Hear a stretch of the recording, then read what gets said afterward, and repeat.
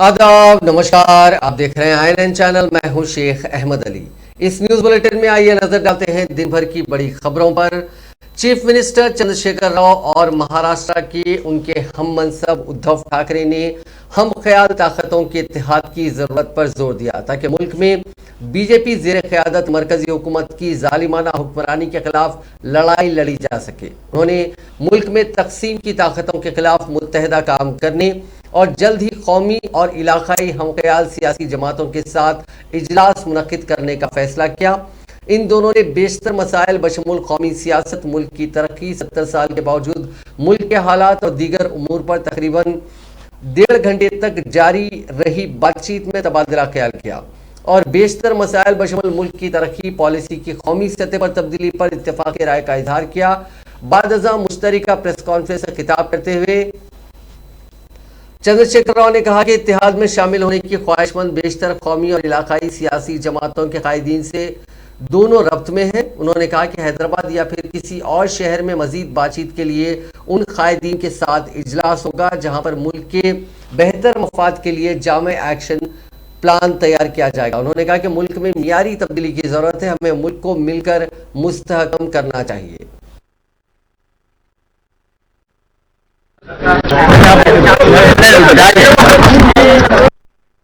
चर्चामध्ये किंवा बातम्या येत होत्या तो दिवस आज प्रत्यक्ष होऊ लागला आणि योगायोग असेल काही असेल, छत्रपति शिवाजी महाराजांचा उल्लेख जो आपने किया, बाला साहब का किया, काल शिवरायांची जयंती होती आणि त्याच्यानंतर दुसऱ्या दिवशी आमची भेट होते आणि ही भेट सुद्धा आम्ही त्याच्यात काही लपवण्यासारखं काही ठेवलेलं नाही की काहीतरी आतमध्ये बोलायचं आणि बाहेर बोलायचं. नाही, सदिच्छा भेट होती आमची भेट.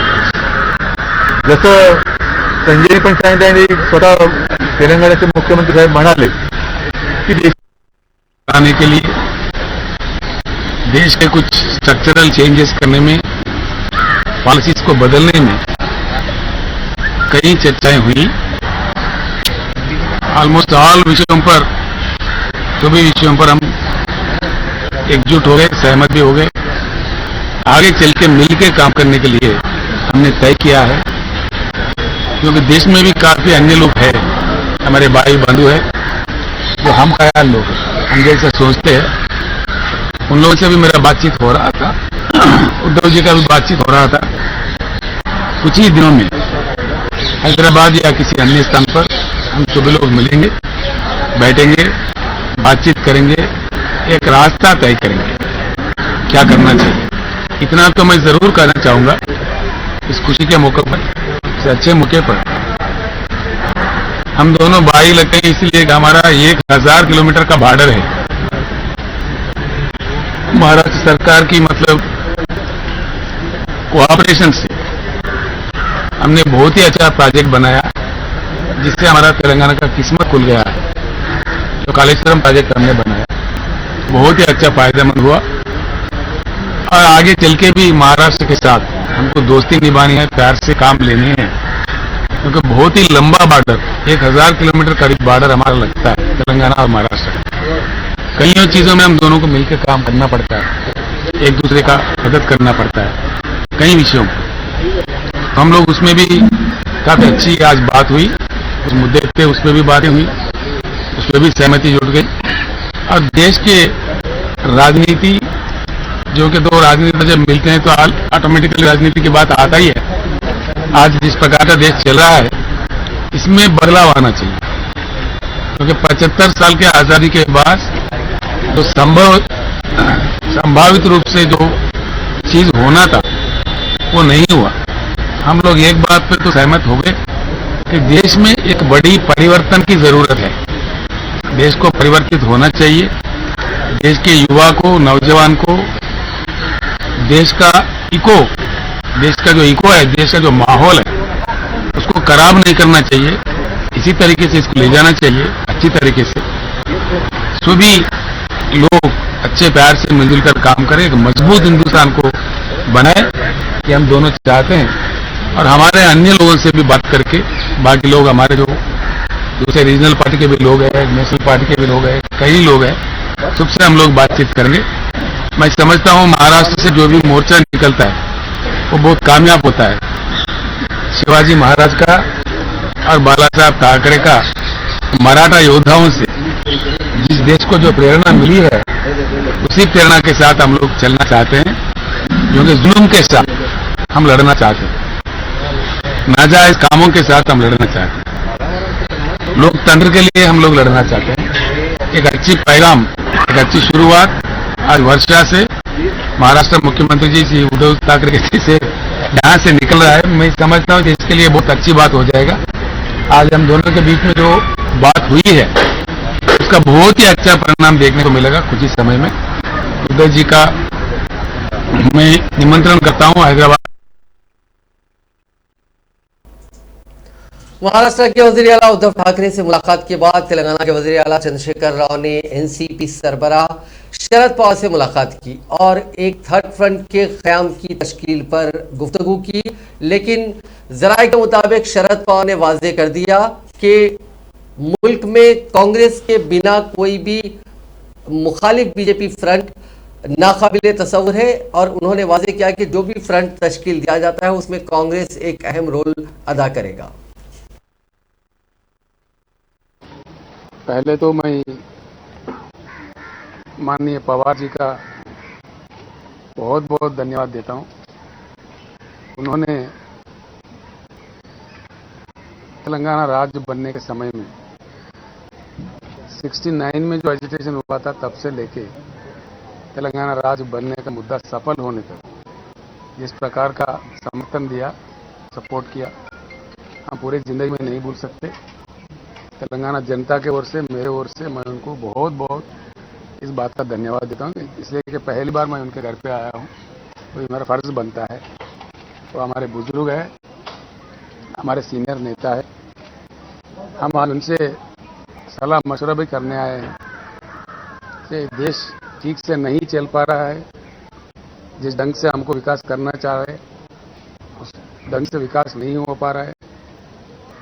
कुछ चेंजेस 75 साल के आज़ादी के बाद संभावित रूप का विकास देश में नहीं हुआ है, तो इसके वजह भी, इसके कारण भी हमें ढूंढना चाहिए, क्योंकि नए संकल्प के साथ, नए आशा के साथ, कोई नया एजेंडा लेकर के सारा देश को साथ लेकर चलने का वक्त आ चुका है। इसीलिए पवार जी के साथ जो मेरे विचार थे मैंने रखा है। बहुत ही अनुभवी नेता है हमारे देश का, काफ़ी पहले उनका रिकॉर्ड भी है कि हिंदुस्तान का सबसे पहले यंग चीफ मिनिस्टर थे, उस समय से लेकर आज तक सेवा में लगे हुए हैं। तो उन्होंने मुझे आशीर्वाद दिया है और बता दिए कि बिल्कुल काम करने का ज़रूरत है इस देश में। इस बात पे हमारे सहमति हो गई है। जल्द से जल्द हम देश के अन्य लोगों से भी, जो अन्य पक्ष है, जैसे प्रफुल्ल भाई ने कह रहे थे, सभी से हम बात करेंगे और सभी मिलकर के इकट्ठा बैठेंगे। हो सकता है हम बारामत में भी मिले, पवार जी के पास ही सभी आके मिले, ऐसा भी एक प्रपोजल है।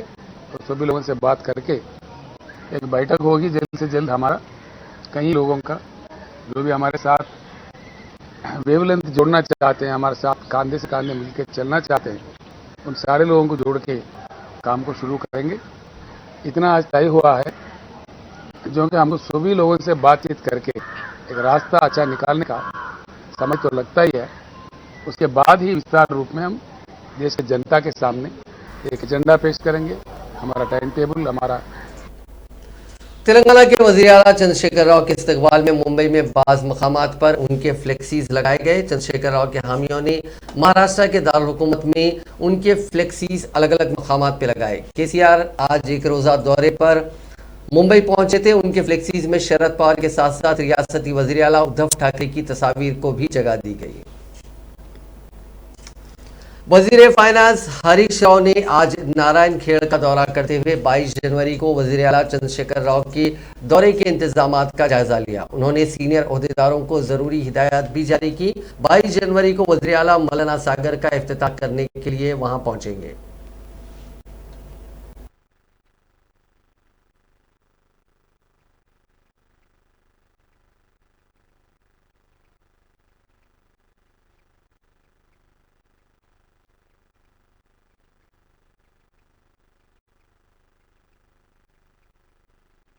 లిఫ్ట్ ఇరిగేషన్ స్కీమ్లకు శంకుస్థాపన చేయబోతా ఉన్నారు.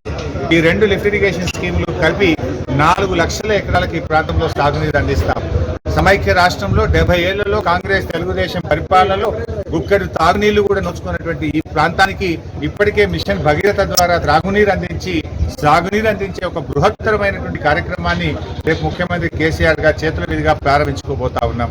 ఇప్పటికే సర్వే, డిజైన్స్, టెండర్స్ అన్ని కూడా పూర్తి చేసుకుని 4,000 కోట్ల రూపాయలతో 4 లక్షల ఎకరాలకు నీళ్లు అందించబోతా ఉన్నాం. ముఖ్యంగా ఈ ప్రాజెక్టు రాష్ట్రంలో అతి ఎత్తైన ప్రాంతం. సముద్ర నీటి మట్టానికి 650 మీటర్ల ఎత్తులో ఉండేటువంటి జహీరాబాదు, ఈ అందోల్ నియోజకవర్గాలకు సాగునీరు అందించబోతా ఉన్నాం. మొగడంపల్లి 650 మీటర్స్ లో ఉంటుంది. ఎక్కడో 90 మీటర్ల ఎత్తున ప్రవహించేటువంటి గోదావరి జలాలు మేడిగడ నుంచి ఆ నదీ జలాలను ఎత్తి మల్లన్న సాగర్ కు తేవడం, మల్లన్న సాగర్ నుంచి సింగూర్ ప్రాజెక్టుకు తెచ్చి సింగూర్ ప్రాజెక్టు బ్యాక్ వాటర్ నుంచి లిఫ్ట్ ఇరిగేషన్ స్కీమ్ల ద్వారా ఈ నియోజకవర్గాలకు నీళ్లు అందించడం జరుగుతుంది. Basaveshwara lift irrigation scheme Narayan Khed Andol నియోజకవర్గాలకు సాగునీరు అందిస్తుంది. Sangameshwara lift irrigation scheme Zaheerabad, Sangareddy. रियासती वजीर बरकी जगदीश रेड्डी ने कहा कि सेहत आमा के तहफ़्फ़ुज़ में तेलंगाना मुल्क में सरकर्दा मकाम का हामिल है। उन्होंने रिमार्क किया कि वज़ीर आज़म नरेंद्र मोदी की रियासत गुजरात में आशा वर्कर्स को सिर्फ 4,000 रुपये तनख्वाह दी जा रही है, जबकि तेलंगाना में आशा वर्कर्स को माहाना 9,750 रुपये दिए जा रहे हैं। उन्होंने शुमाली हिंद की दीगर रियासतों मध्य प्रदेश और राजस्थान का भी हवाला देते हुए कहा कि उन रियासतों में आशा वर्कर्स को माहाना 3,000 रुपये तनख्वाह अदा की जा रही है। उन्होंने ज़िले सूर्यापेट में आशा वर्कर्स में मोबाइल फोन की तकसीम की। इस मौके पर मुनक़दा तकरीब से खिताब करते हुए उन्होंने आशा वर्कर्स के काम की सताइश की और कहा कि हर माह के पहले हफ्ते में आशा वर्कर्स को रियासती हुकूमत तनख्वाहें अदा कर रही है। उनकी खिदमत को हुकूमत ने तस्लीम करते हुए उनको स्मार्टफोन हवाले किए, जिसकी तकसीम आज अमल में लाई जा रही है। उन्होंने कहा कि सेहतमंद तेलंगाना में आशा वर्कर्स का अहम रोल है। उनको हुकूमत ने मोबाइल फ़ोन देने का फैसला किया ताकि आवाम बिलखुसूस हामिला ख़वातीन की सेहत की तफसीलात अपलोड की जा सके। वज़ीर मौसूफ ने कोरोना वबा के दौरान आशा वर्कर्स की खिदमत को बेहतर और मिसाली करार दिया और कहा कि आशा वर्कर्स ने आवाम को इस वबा के दौर में बेहतर निगहदाश्त से सेहत खिदमत फराहम की थी। मुश्किल हालात में भी उनकी खिदमत लायक सताइश रही। उन्होंने कहा कि सेहत आमा में तेलंगाना मुल्क में नंबर 1 मकाम पर है, जबकि योगी का उत्तर प्रदेश सेहत आमा के मामले में सबसे आखिरी मकाम पर है। उन्होंने साथ ही अज़्म किया कि तेलंगाना को सेहत आमा के मामले में दुनिया भर में नंबर 1 मकाम पर लाया जाएगा, जिसके लिए तमाम को मसाई करने की ज़रूरत है। रियासती वजीर तलसानी श्रीनिवास यादव ने कहा कि चीफ मिनिस्टर चंद्रशेखर राव पसमानदा तबकात की बहबूद और तरक्की में दिलचस्पी रखते हैं।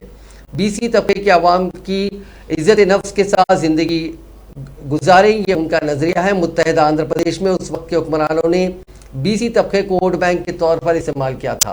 रियासती वज़रा श्रीनिवास यादव, गंगुला कमलाकर और श्रीनिवास गौड़ ने रुकने असेंबली सुभाष रेड्डी के साथ मिलकर ओपल भगायत में मीरू भवन और मेडारम भवन की तामीर के लिए संग बुनियाद रखा। इस मौके पर खिताब करते हुए श्रीनिवास यादव ने बीसी तबके पर जोर दिया कि वो मुत्तहिद हो और बहबूद और तरक्की के लिए जद्दोजहद करें। उन्होंने क़ब्ल-अज़ीम की हुकूमतों को तनकीद का निशाना बनाते हुए कहा कि उन हुकूमतों ने बीसी तबके की तरक्की में कोई दिलचस्पी नहीं ली। तेलंगाना की तश्कील के बाद बीसी तबके को समाजी और माशी तौर पर तरक्की दी गई। कांग्रेस के रुकने असेंबली जग्गा रेड्डी ने कहा है कि उन्होंने पार्टी से इस्तीफा देने के फैसले को 15 दिन के लिए मुलतवी कर दिया है। उन्होंने कहा कि वो 15 दिन बाद इस मसले पर फैसला करेंगे। असेंबली के मीडिया पॉइंट पर सहाफ़ियों से बात करते हुए उन्होंने सदर पीसीसी रेवंत रेड्डी को निशाना बनाया और कहा कि रेवंत रेड्डी उनको दरपेश मसाइल की हकीकी वजूहात समझने से कासिर हैं। उन्होंने कहा कि पार्टी के कायदीन ने 2 दिनों के दौरान उनको इस्तीफा न देने की तरगीब दी है। पार्टी के बाज़ कायदीन उनके खिलाफ झूठी तशहीर कर रहे हैं। उन्होंने उम्मीद जाहिर की कि पार्टी की कौमी सदर सोनिया गांधी के अलावा राहुल गांधी से मुलाकात के बाद ही मसाइल हल किए जा सकते हैं। ये कहते हुए कि पार्टी के सीनियर कायदीन सोनिया गांधी से मुलाकात का वक्त हासिल करने की कोशिश कर रहे हैं। उन्होंने कहा कि वो जल्द ही दिल्ली का दौरा करेंगे ताकि पार्टी हाईकमान से मुलाकात की जा सके।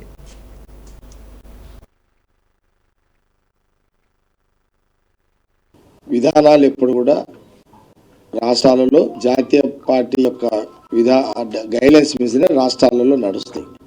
కానీ రాష్ట్రాల్లోకి వచ్చినట్టయితే ప్రాంతీయ పార్టీల్లో ఒక్కొక్క రాష్ట్రంలో మరి ఆ ప్రాంతీయ పార్టీలు మరి వాళ్ళ రాజకీయంగా ప్రజల మధ్యలో ఉంటూ వాళ్ళ రాజకీయ వ్యవస్థని వాళ్ళు నడిపించడం జరుగుతుంది. కొన్ని ప్రాంతాల్లో అయితే కులపరంగా, కొన్ని ప్రాంతాల్లో అయితే ప్రాంతాల పరంగా ఈ రకమైనటువంటి పార్టీలు అనేకము ఈ దేశంలో రావడం జరిగింది. సరే, మనము తెలంగాణ రాష్ట్రానికి ఉమ్మడి రాష్ట్రంలో ఉన్నటువంటి ఆంధ్రప్రదేశ్ 60 ఏళ్ల డిమాండ్ కారణంగా ఇది 2 రాష్ట్రాలుగా జరిగింది. ఈ 2 రాష్ట్రాలు జరిగిన తర్వాత అనేక ప్రాంతీయ పార్టీలు ఇక్కడ कामारेड्डी के वार्ड नंबर 31 इस्लामपुरा में कांग्रेस के लग्जरी ऑफिस का इफ्तिताह साबिक रियासती वजीर और सीनियर कांग्रेस कायद मोहम्मद अली शब्बीर के हाथों अमल में आया। साबिक रियासती वजीर मोहम्मद अली शब्बीर का मोहम्मद इरफान, मोहम्मद शाहिद और रुकने बल्दिया कांग्रेस रवि प्रसाद ने इस्तकबाल करते हुए जुलूस निकाला और पार्टी ऑफिस पहुंचे। इस मौके पर मोहम्मद अली शब्बीर ने टीआरएस पर तनकीद करते हुए कहा कि रियासत में अवाम रोजगार को लेकर परेशान है और केसीआर अपने अरकान खानदान को ओहदे दे रहे हैं। उन्होंने कहा कि अवाम को डबल बेडरूम की फराहमी का वादा किया गया था और लोग अब भी उसके इंतजार में हैं। उन्होंने सवाल किया कि डबल बेडरूम मुस्तहिक अफराद को कब मिलेगा। जिला सदर कांग्रेस कैलाश श्रीवास, टाउन सदर पी राजू, माइनॉरिटी सदर मोहम्मद सिराजुद्दीन, अहमदुल्ला, इम्तियाज और दीगर कायदीन इस मौके पर मौजूद थे। చెప్పాలి గారు మళ్ళా వచ్చి మన కామారెడ్డి మంచి పరిపాలించాలి. బంగారం అంటే బెల్లం బంగారం అంటారు. మన అక్కడి నుంచి ఆశీర్వాదం ఖచ్చితంగా అందింది అమ్మవారికి, సార్కు ఖచ్చితం. సమ్మక్క సారక్కది ఆ మేడారం జాతరకు పోయి మొక్కి ఈ బెల్లం అంటే అక్కడ బంగారం అంటారు. దీన్ని ఆ బంగారం పెట్టి మన గురించి కాంగ్రెస్ పార్టీ గెలవాలా అని తీసుకొచ్చినప్పుడు కొద్దిగా हमारे बच्चे उन्हें 62 साल का చేసిన తెలిసింది నా బుద్ధి నాకు చేసింది. షెబ్రిల్ సార్ నాన్న క్లాస్మేట్ హోల్ గారు అని కూడా తెలుసు. నారాయణ సార్ నీళ్ళ పడి కొనుక్కున్నామ్మా నల్లే వచ్చే రాజు. कांग्रेस पार्टी से चुने हुए हमारे municipal councillor Dnyaneshwari LLM LLB वो बहुत ही पढ़े लिखे और यहाँ भारी अक्सरियत से इस वार्ड से जीता है। जीतने के बाद उन्होंने कहा कि भाई मेरा कर्तव्य बनता है कि मैं एक ऑफिस खोलूं और यहाँ के वार्ड के लोगों की मैं खिदमत करूं। उनका एक बेटा इंजीनियर है, एक बेटा लॉयर है, हाईकोर्ट में बहुत अच्छी प्रैक्टिस है। ये तमाम लोग भी आज हैदराबाद से भी आए हैं। ये लोग चाहते हैं कि यहाँ तो मैं बहुत ही आज अपने आप को खुशकिस्मत समझ रहा हूँ कि मेरे म्युनिसिपल काउंसलर और उनके हस्बैंड हमारे रवि प्रसाद ने एक ऑफिस खोलकर ये बता दिया है कि कांग्रेस पार्टी दिल से काम करती है, खाली सियासत नहीं करती, दिल से करती है। आज नौजवान बच्चों को नौकरियां नहीं है, बेरोजगारी चारों तरफ फैली हुई है, किसी को घर नहीं है, पेंशन नहीं है, राशन कार्ड नहीं है। ये गवर्नमेंट खाली तेलंगाना, सुनहरी तेलंगाना, बंगारू तेलंगाना सिर्फ केसीआर की फैमिली को है। मिनिस्ट्री उसको दामाद को मिली मिनिस्ट्री, उसके पांच दामाद को मिला MP और एक मिला MP विनोद को मिला केसीआर के खानदान में है, जबकि किसी नौजवान को नहीं मिला। बीजेपी के रुकन असेंबली ईटला राजेंद्र ने चीफ मिनिस्टर चंद्रशेखर राव के दौरे मुंबई पर तनकीद करते हुए उनकी हुकूमत पर अवामी बरहमी से बचने इसे एक मंसूबा करार दिया। उन्होंने वाजे किया कि कौमी जमात के बगैर इलाकाई जमातों का इत्तेहाद मुमकिन नहीं है। साबिक वजीर ने तनकीद करते हुए कहा कि प्रोटोकॉल पर अमल न करते हुए मेडाराम में गवर्नर तमिलिसाई सौंदरराजन की बेइज्जती की गई। ईटला राजेंद्र ने याद दहानी करवाई कि वजीर आजम मोदी ने चीफ मिनिस्टर चंद्रशेखर राव को फोन करते हुए उनकी सालगिरह पर नेक तमन्नाओं का इजहार किया था और उन्हें याद दहानी करवाई थी कि अफराद नहीं बल्कि सिस्टम अहम है। बीजेपी कैडर पर हमलों से मुतालिक वजीर केटीआर के इंतबाह पर रद्द-ए-अमल जाहिर करते हुए ईटला राजेंद्र ने कहा कि वजीर अब ये समझ चुके हैं कि हमले सिर्फ आर्जी कामयाबी दे सकते हैं। उन्होंने कहा कि हुकूमत ने वीआरओज को मुश्किल में डाल दिया है। केसीआर नोटिफिकेशन की इजराई के बारे में संजीदा नहीं है। उन्होंने कहा कि बेरोजगारी की वजह से नौजवानों की शादियां नहीं हो पा रही हैं। మన రాష్ట్ర అవసరాలకు రాష్ట్ర జనాభాకి 4,91,304 మంది ఉండాలి. కానీ ఉన్న ఉద్యోగుల సంఖ్య కేవలం 3,01,178 మాత్రమే. అంటే 1,91,126 ఉద్యోగాలు ఖాళీలుగా ఉన్నాయని 2021లో పిఆర్సీ రిపోర్ట్ ఇచ్చింది. ఆ తదుపరి ఎక్కడ కూడా ఒక ఉద్యోగం నింపలేదు. ఇవాళ చదువుకున్న యువకుడికి ఉద్యోగం అనే ఒక కళ, జీవిత కళ, ఆశయం. మనందరూ తెలుసు, గ్రామీణ ప్రాంతాలలో ఫస్ట్ జనరేషన్ కూరగాయలు అమ్ముకునేటువంటి తల్లి, వ్యవసాయం చేసుకునేటువంటి తండ్రి, కూలి పని చేసుకునేటువంటి కుటుంబాలు, రిక్షా నడిపేటోళ్ళు, కార్ల డ్రైవర్లు, అనేక మంది మా జీవితం ఇప్పటి వరకు ఉద్యోగాల రిక్రూట్మెంట్ విషయంలో ప్రభుత్వానికి सदर नशीन वक्फ बोर्ड मोहम्मद सलीम ने दावा किया है कि तेलंगाना वक्फ बोर्ड मुल्क का सबसे ज्यादा फाल, हरकियाती व कारकर्द वक्फ बोर्ड है। मुल्क के दीगर वक्फ बोर्ड हुकूमत की ग्रांट इन एड से कारकर्द हैं, जबकि तेलंगाना वक्फ बोर्ड अपने वसाइल को बरोए कार लाते हुए खुद मुक्तफी है। मोहम्मद सलीम ने यह भी दावा किया कि अगर कोई ये साबित करे कि उन्होंने औकाफी मामलों में बदयानती की और सबूत फराहम करे तो वो अपनी तमाम जाती जायदाद वक्फ बोर्ड को अतिया दे देंगे। एमएलसी जाने के बाद लोग जो है ना केसेस डाल दिए थे कि यहाँ पर नहीं बैठना बोल के, मगर सीएम साहब, केटीआर साहब इसके ऊपर सीरियस थे और अल्लाह ताला का भी बहुत बड़ा करम था ऊपर से कि यहाँ पर मेरे को पूरे 5 साल कंप्लीट कराए।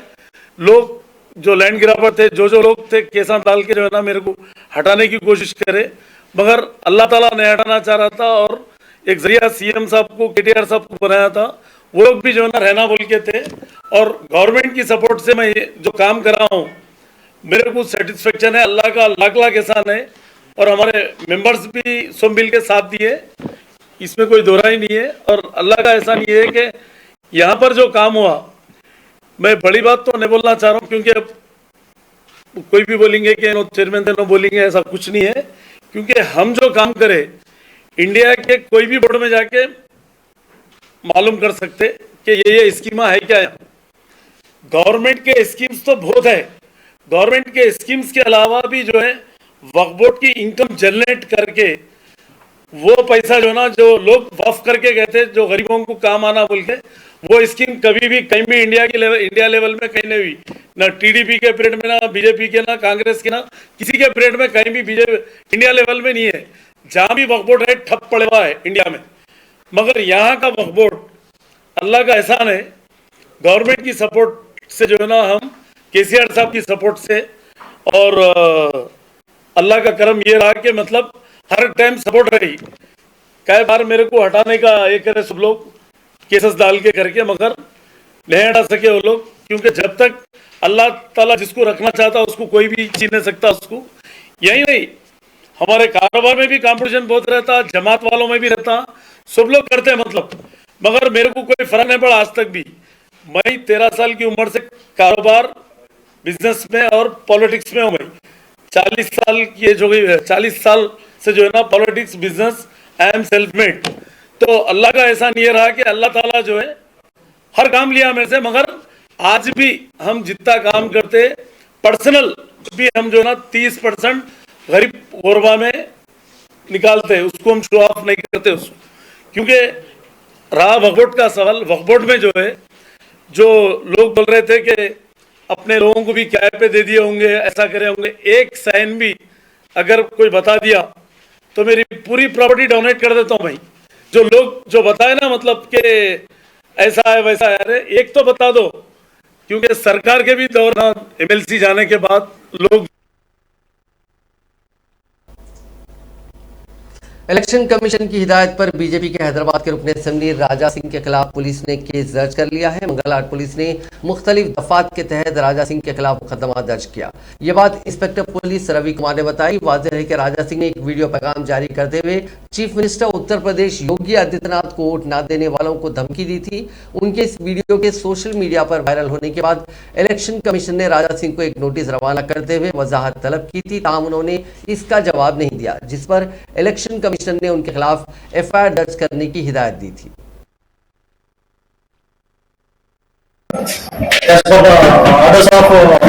స్టేట్ ఎలక్షన్ కమిషన్ ఢిల్లీలో జరుగుతున్నటువంటి ప్రస్తుత అసెంబ్లీ ఎన్నికల్లో హుషామాబాద్ ఎమ్మెల్యే రాజాసింగ్ గారు ఉద్యోగపూరితమైనటువంటి స్పీచ్ ఇచ్చి ఓటర్లను భయపెట్టాడనే ఫిర్యాదు మేరకు మంగళవారం పోలీస్ స్టేషన్ కేసు రిజిస్టర్ చేసాం. దానిపైన investigation five class 2 171 CF 123 125 people representative of people as per the सदर जमहूरिया रामनाथ कोविंद पीर के रोज विशाखापट्टनम में बहरी बेड़े का मुआयना करेंगे। सदर जमहूरिया जो मुसल्लह अफवाज के आला कमांडर भी हैं, 60 जहाज़ों और आबदोजों के अलावा तैयारों पर मुश्तमिल बहरिया के बेड़े का मुआयना लेंगे। ये बहरिया के बेड़ा का 12वां मायना अहमियत का हामिल है, क्योंकि मुल्क भर में आज़ादी के 75 बरस की तकमील के मौके पर आज़ादी के अमृत महोत्सव के तौर पर यह प्रोग्राम मुनक़िद हो रहा है। INS सुमित्रा जहाज जो देसी साख्ता है, इस बहरी बेड़े का मायने की क़यादत करेगा। रस्मी गार्ड ऑफ ऑनर और 21 तोपों की सलामी के बाद सदर जमहूरिया INS सुमित्रा में सवार होंगे और विशाखापट्टनम के साहिल पर इस बहरी बेड़े का मुआयना करेंगे। इस बहरी बेड़े में हिंदुस्तानी बहरिया के साथ साथ कोस्ट गार्ड भी शामिल होंगे। SEI वजारत अराजी साइंस के जहाज भी इसमें हिस्सा लेंगे। सदर जमहूरिया बेशतर हेलीकॉप्टर्स और तैयारों की शानदार फ्लाई पास्ट के मुजाहरे का भी मुशाहिदा करेंगे। बेशतर सरगर्मियों बशमूल हैक तैयारी की परवाज होगी और मेरीन कमांडोज वाटर पारा जिम्स में हिस्सा लेंगे। बाद अज़ां खुसूसी फर्स्ट डे कोर को जारी किया जाएगा। सदर जमहूरिया वज़ीर दिफा राजनाथ सिंह और ममलिकती वज़ीर मौसिलात DJ चौहान की मौजूदगी में यादगारी टिकट जारी किया जाएगा। तेलंगाना हुकूमत ने सरकारी मुलाजिमीन को बाहमी तबादलों पर उनकी सीनियरिटी का तहफ़्फ़ुज़ करने का फैसला किया है। हुकूमत ने हाल ही में जारी करदा जियो 21 में तरमीम करते हुए नया जियो नंबर 402 जारी किया। इससे मुलाजिमीन की सीनियरिटी को कोई ख़तरा नहीं होगा। साबिक़ा अज़ला की बुनियाद पर एक ही ज़िले में काम करने वाले मुलाजिमीन बाहमी तबादला चाहते हैं, उन्हें बड़ी राहत मिलेगी। मिसाल के तौर पर मौजूदा अज़ला रंगारेड्डी, मेडचल और विकाराबाद में अगर कोई 2 मुलाजिमीन बाहमी तबादला चाहते हैं तो उनकी सीनियरिटी बरकरार रहेगी। कोरिया के एक आला सतही वफद ने हिंदुस्तान में कोरिया के सफ़ीर चान जी बिग की क़यादत में एफ्लू यानी English and foreign languages university का दौरा किया। एफ्लू के वाइस चांसलर वो UGC के रुकन प्रोफेसर सुरेश कुमार से पहली मरतबा यूनिवर्सिटी का दौरा करने वाले इस वफद ने तबादला ख्याल किया और न सिर्फ कोरियाई ज़बान की तरक्की बल्कि तदरीस और इक्तिसाब के सिलसिले में मसाइल की सताइश की। कोरियाई सफ़ीर ने उनके मुल्क के दौरे के सुरेश कुमार को दावत दी ताकि एफ्लू और कोरिया की यूनिवर्सिटियों के दरमियान मजीद इश्तराक के मौके तलाश किए जा सके।